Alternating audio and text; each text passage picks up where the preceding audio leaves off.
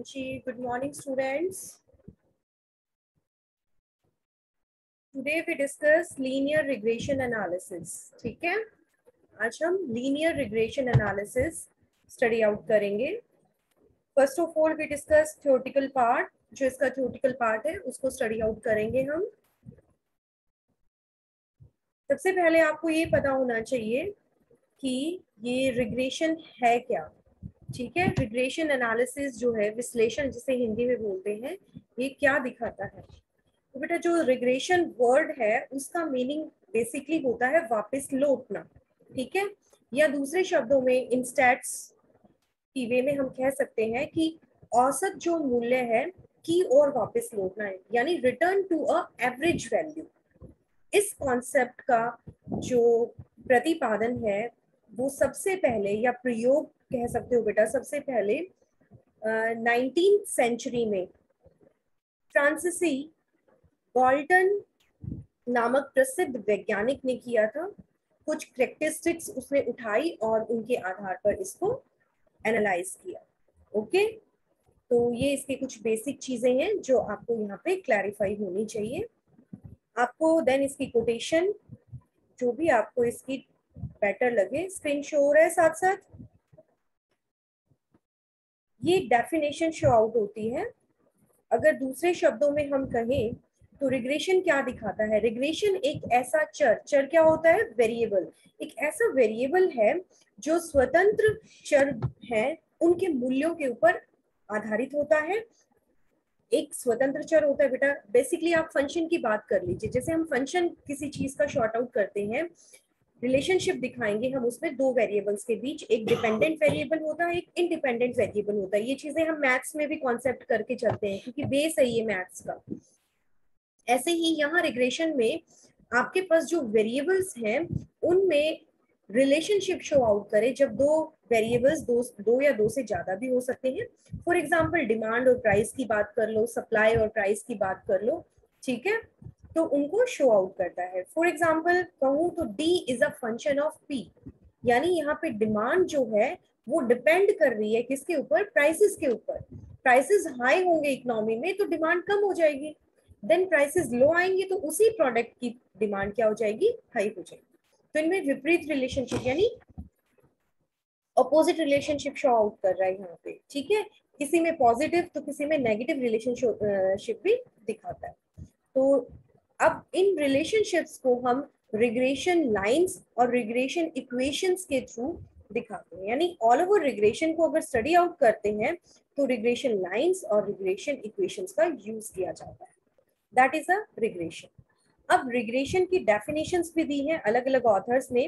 For example professor Blair जो है उन्होंने दिया है रिग्रेशन का दो या दो से अधिक चरों के पारस्परिक औसत संबंध का माप ही रिग्रेशन कहलाता है. ठीक है, यानी रिग्रेशन किस चीज को मेजर करता है, the average relationship between two or more variables. Okay, according to professor Blair. Other authors भी हैं, हर्ष है, प्रोफेसर हर्ष है. वो कहते हैं कि रिग्रेशन विश्लेषण जो है वो दो या दो से अधिक जो चर है उनके संबंध की प्रकृति यानी उनके नेचर कैसा है आपस में, वो उनकी मात्रा यानी क्वांटिटी का माप करके भावी अनुमान की क्षमता प्रदान करता है. यानी उनको मेजर करके आगे क्या शो आउट होगा, उससे क्या आपको प्राप्त होगा उसको बताता है, प्रिडिक्शंस को मेक करता है. ठीक है, तो अलग अलग ऑथर्स के अलग अलग व्यू है बेटा. यहाँ पे आपको यहाँ पे जो भी कोटेशन बेस्ट लगे कोई भी एक या दो कोटेशन ऑप्ट कर सकते हो. तो first of all regression word आया कहाँ से, किसके द्वारा प्रतिपादित किया गया, एक्चुअल में रिग्रेशन है क्या, क्या शो आउट करता है, ये सारी चीज हमने अब तक डिस्कस आउट की है. देन आ जाता है यूटिलिटी ऑफ रिग्रेशन, यानी उपयोगिता क्या है. स्टैट्स में रिग्रेशन क्यों यूज किया जाता है बेटा, क्यों इसकी नीड है, क्यों इसकी उपयोगिता है. ठीक है, इंपॉर्टेंस भी कह सकते हो, अदर वर्ड्स में एक ही बात है. तो फर्स्ट चीज आ जाती है संबंध की प्रकृति यानी नेचर ऑफ रिलेशनशिप के लिए जब रिलेशनशिप आप दिखाओगे दो वेरिएबल्स के बीच में, तो उनका नेचर कैसा होगा, उनकी प्रकृति कैसी होगी, वो हम रिग्रेशन से ही बता सकते हैं, अदरवाइज आप नहीं शो आउट कर सकते हो। सेकेंड वन, जो उनका एस्टिमेशन ऑफ रिलेशनशिप को दिखाता है, यानी अनुमान लगाना किसी दो या दो से अधिक जो वेरिएबल्स हैं, फिर से मैं वही बात कहूंगी बेटा कि उनके जो संबंध है, परस्पर संबंध है, जो क्वांटिटी में उनका रिलेशनशिप चल रहा है, उसका अनुमान लगाना, उसको मापना, वो भी हम रिग्रेशन से ही कर सकते हैं। उसके लिए हम रिग्रेशन में रिग्रेशन इक्वेशंस के थ्रू, ठीक है, आगे इसमें लिस्ट स्क्वायर मेथड भी आता है, उसके थ्रू उसको एस्टिमेट करते हैं। Then third one is prediction, यानी भविष्यवाणी भी हम इसके द्वारा लगा सकते हैं। यानी रिग्रेशन विश्लेषण जो है वो एक स्वतंत्र चर है, चर के जो स्वतंत्र चर है वो आश्रित चर जो है उन दोनों का पूर्वानुमान लगाया जाता है। दोनों के रिलेशनशिप को शो आउट करते हुए आप बता सकते हो कि आप की जो वो वैल्यू है वो कितनी रहेगी। फॉर एग्जाम्पल, यदि किसी वस्तु की मांग बढ़ रही है, मांग की बजाय हम ये बात करें कि कीमत बढ़ रही है, तो मांग में कमी आएगी या वृद्धि होगी, यानी इसकी जो प्रिडिक्शन है, इसकी जो भविष्यवाणी है, या दूसरे शब्दों में आप कहो कि उसका अनुमान जो है वो हम रिग्रेशन के थ्रू ही लगा सकते हैं। ठीक है, इज इट क्लियर बेटा यहाँ तक? देन आता है आर्थिक और व्यवसायिक अनुसंधानों में भी उपयोगी है, यानी जो भी इकोनॉमिक और बिजनेस रिसर्च होती है उनमें मोस्ट यूजफुल रिग्रेशन एनालिसिस है। और इस रिग्रेशन एनालिसिस में सबसे ज्यादा यूज जो होता है वो होता है लिस्ट स्क्वायर मेथड बेटा, मोस्ट इंपॉर्टेंट है। ठीक है, तो उसके थ्रू हम एस्टिमेशन लगाते हैं और ये हमारा जो भी कैलकुलेशन है उसकी उसको एक्सप्लेन करने में बहुत हेल्प करता है। ये कुछ बेसिक कॉन्सेप्ट्स बताए हैं जिसके अकॉर्डिंग आप बता सकते हो कि रिग्रेशन क्यों जरूरी है, क्यों इसकी उपयोगिता है, क्यों इसका यूज होना चाहिए, क्यों इसकी इंपॉर्टेंस है। ठीक है, देन इससे पहले वाला टॉपिक हमने किया था बेटा कोरिलेशन। ठीक है, ये आप टॉपिक कर रहे हो रिग्रेशन, तो यहाँ पे इन दोनों के रिलेशनशिप को भी शो आउट किया गया है कि कोरिलेशन और रिग्रेशन जो है उनमें रिलेशनशिप क्या है, संबंध क्या है, ये सारा ही इसका थ्योरेटिकल पार्ट आ रहा है। ठीक है, पहले तो संबंध कैसे आप शो आउट कर सकते हो कि ये दोनों, इन दोनों में आपस में रिलेशनशिप है या नहीं है। पहली बात आती है कि इनके संबंध को हम मात्रा और प्रकृति, यानी इनके नेचर और इनकी डिग्री, उसके थ्रू हम बता सकते हैं कि इनमें क्या शो आउट है, क्या कैसा रिलेशनशिप है।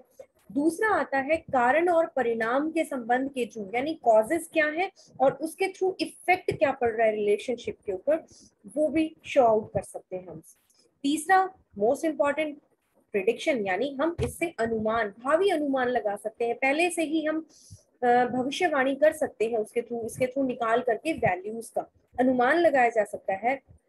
रिग्रेशन जो लाइंस हैं उनके थ्रू, इसमें जैसे आपके पास दो वेरिएबल है बेटा, for example x is a function of y या y is a function of x, तो हम उसको दो सेंस में शो आउट करते हैं, एक बार y का x के साथ रिलेशनशिप, देन एक बार x का y के साथ, देन y का x के साथ अपोजिट। ठीक है, then next one is symmetric है ये।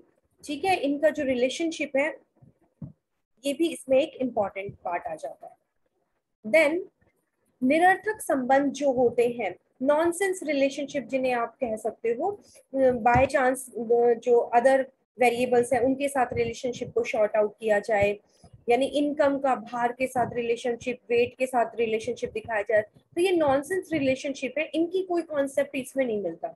रिलेशनशिप शो आउट किसके बीच में करेगा ये पर्टिकुलर, इनकम का, इनकम कम या ज्यादा किस पे इफेक्ट पड़ेगी, ठीक है, हमारी सेविंग्स पे या हमारी कंज्यूमिंग, हम कितना कंज्यूम कर रहे हैं उन पे इफेक्ट करेगी। किसी चीज के वेट से तो कोई रिलेशनशिप नहीं हो सकता ना, तो ये नॉनसेंस रिलेशनशिप को शॉर्ट आउट करता है। देन मूल्य बिंदु, मूल बिंदु जो होता है वो, या पैमाना उसका भी, यानी जो स्केल के थ्रू हम इसको मेजरमेंट करते हैं, किस किस पैमाने के थ्रू हम इसको मेजरमेंट करते हैं, जैसा मैंने आपको पहले भी बताया है कि इसमें एक इंडिपेंडेंट वेरिएबल होता है, एक डिपेंडेंट वेरिएबल होता है। बेसिकली हम टू वेरिएबल्स का रिलेशनशिप शो आउट करते हैं लीनियर के अंतर्गत, क्योंकि आपके यहाँ पे क्या है, लीनियर रिग्रेशन है, तो हम शो आउट करते हैं। नहीं तो दो से ज्यादा वेरिएबल भी हो सकते हैं, उनके बीच में हम रिलेशनशिप को दिखा सकते हैं। ओके, तो यहाँ पे आप इन दोनों के बीच में डिफरेंस को इन बेसिक पॉइंट्स के आधार पर डिस्कस आउट करोगे। ठीक है, देन आ जाते हैं टाइप ऑफ रिग्रेशन एनालिसिस। कितने प्रकार का होता है रिग्रेशन एनालिसिस? फर्स्ट वन आ जाता है सिंपल एंड मल्टीपल रिग्रेशन, यानी सिंपल यानी एक समय में केवल दो ही वेरिएबल्स में जो रिलेशनशिप को शॉर्ट आउट करता है, यानी एक आश्रित यानी डिपेंडेंट वेरिएबल होगा, दूसरा इंडिपेंडेंट वेरिएबल होगा। ठीक है, होता है। तो जैसे आय और उपभोग के संबंध को दिखाओगे तो ये क्या है, सिंपल यानी सरल रिग्रेशन है। ठीक है, इसके विपरीत अगर बहुगुणी कहो रिग्रेशन विश्लेषण हो, यानी एक ही समय में दो से अधिक वेरिएबल्स के बीच में रिलेशनशिप शॉर्ट आउट करें, तो उसको हम क्या कहेंगे, उसको हम मल्टीपल कहेंगे। तो सिंपल में केवल दो ही वेरिएबल्स में रिलेशनशिप को दिखाते हैं, मल्टीपल में दो से बहुत ज्यादा वेरिएबल हो, 3 हो 4 हो, उनको शॉर्ट आउट करता है मल्टीपल रिग्रेशन। ओके, तो फर्स्ट वन है सिंपल या मल्टीपल। इस टाइप के शॉर्ट क्वेश्चंस भी पूछ लिए जाते हैं बेटा 2 मार्क्स में, कि सिंपल और मल्टीपल रिग्रेशन एनालिसिस किसे कहते हैं। Okay, next one is linear and non linear regression. Linear और नॉन लीनियर, इसमें क्या फर्क है? लीनियर में ये है बेटा कि जब आपके पास एक वेरिएबल दूसरे वेरिएबल के साथ सिर्फ अनुपातों में परिवर्तन होता है, यानी कॉन्स्टेंटली उसमें होता है, तो उसे लीनियर रिग्रेशन कहते हैं। ठीक है, इसको हम ग्राफ पेपर यानी स्ट्रेट लाइन ग्राफ पेपर पे अगर आप इसको ड्रॉ करोगे ना, तो ये एक स्ट्रेट लाइन के रूप में आएगा, चाहे अपवर्ड हो चाहे वो डाउनवर्ड हो। ठीक है, और इसको हम फर्स्ट डिग्री इक्वेशन के द्वारा व्यक्त करते हैं, यानी इसमें जो डिग्री होती है मैक्सिमम जो वेरिएबल्स की होती है वो पावर ऑफ 1 होती है।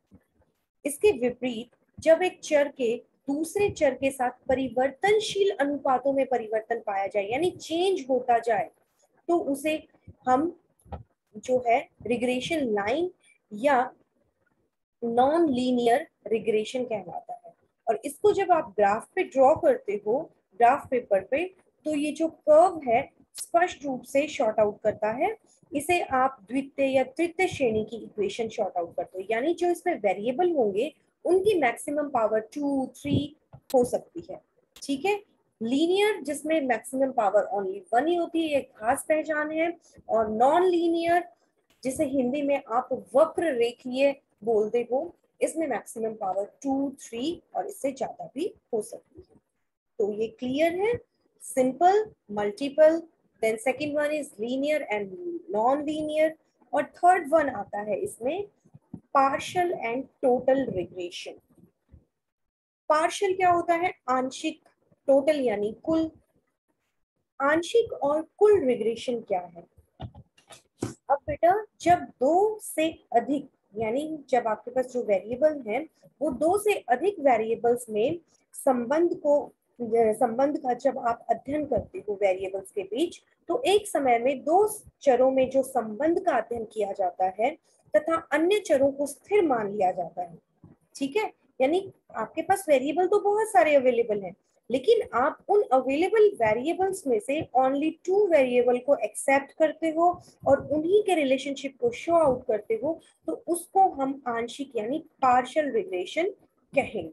इसके विपरीत जब जितने वेरिएबल आपके पास अवेलेबल हो आप एक साथ उन सभी को स्टडी आउट करो, तो वो टोटल रिग्रेशन एनालिसिस कहलाएगा। ठीक है, इनमें माइनर सा डिफरेंस है, तो आपको ये पता होना चाहिए। ये मेनली आपके 6 टाइप्स हैं रिग्रेशन एनालिसिस के, simple, multiple, linear, non linear, और last one is partial and total regression. ठीक है, अब बेसिकली इनको कॉन्सेप्ट्स को क्लियर करने का मेन पॉइंट क्या है कि आपके जो सिलेबस में शॉर्ट आउट हो रहा है, जो आ रहा है, वो है आपका सिंपल लीनियर रिग्रेशन। ठीक है, अब सिंपल लीनियर रिग्रेशन आपको पता ही है कि अगर ग्राफ पे शॉर्ट आउट करोगे तो स्ट्रेट लाइन के रूप में शॉर्ट आउट होगा और जब वेरिएबल की मैक्सिमम पावर क्या हो 1। ठीक है, अब लीनियर रिग्रेशन को स्टडी आउट करने के लिए सिंपल हो तो आपको रिग्रेशन लाइंस का पता होना चाहिए। ठीक है, मैं स्क्रीन शेयर कर रही हूँ, साथ साथ रिग्रेशन लाइन क्या होती है वो पता होना चाहिए। और इसको यहाँ, हाँ जी, रिग्रेशन लाइंस।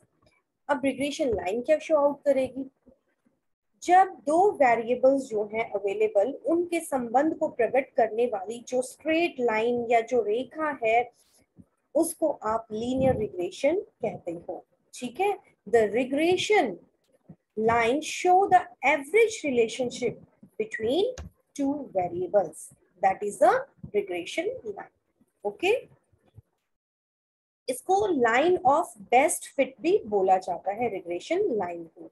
ठीक है, आपको इंडिपेंडेंट और डिपेंडेंट दोनों वेरिएबल्स शॉर्ट आउट किए जाएंगे और उन दोनों वेरिएबल्स के रिलेशनशिप को शो आउट करने वाली स्ट्रेट लाइन लीनियर कहलाएगी, लीनियर रिग्रेशन लाइन आपकी कहलाएगी। इसको आप टू टाइप से स्टडी आउट कर सकते हो बेसिकली।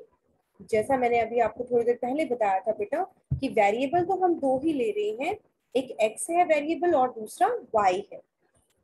इनके रिलेशनशिप को शो आउट करने के लिए एक बार आप रिग्रेशन लाइन लोगे y ऑन x, यानी जब आपका x डिपेंडेंट वेरिएबल है y के ऊपर और y यहाँ पे इंडिपेंडेंट वेरिएबल है, और सेकंड कॉन्सेप्ट में y is a function of x लेंगे, देन y डिपेंडेंट हो जाएगा और x इंडिपेंडेंट वेरिएबल हो जाएगा।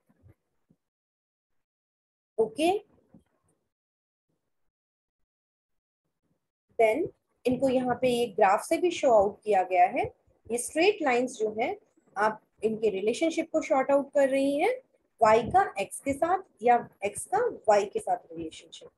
अब रिग्रेशन लाइन में जो रिलेशनशिप हम दिखाते हैं, इनका जो नेचर है, इनकी जो प्रकृति है, वो कैसे काम करती है, उसको दिखाने के लिए ये जो डायग्राम्स हैं ये दिखाए जा रहे हैं। पॉजिटिव, बिल्कुल हाईली पॉजिटिव रिलेशनशिप को शॉर्ट आउट कर रहा है, ये अपर की तरफ जा रहा है ये डायग्राम, ये जो लाइन है शॉर्ट आउट कर रही है। देन हाईली नेगेटिव बिल्कुल डाउनवर्ड, ऊपर से नीचे की तरफ जा रहा है।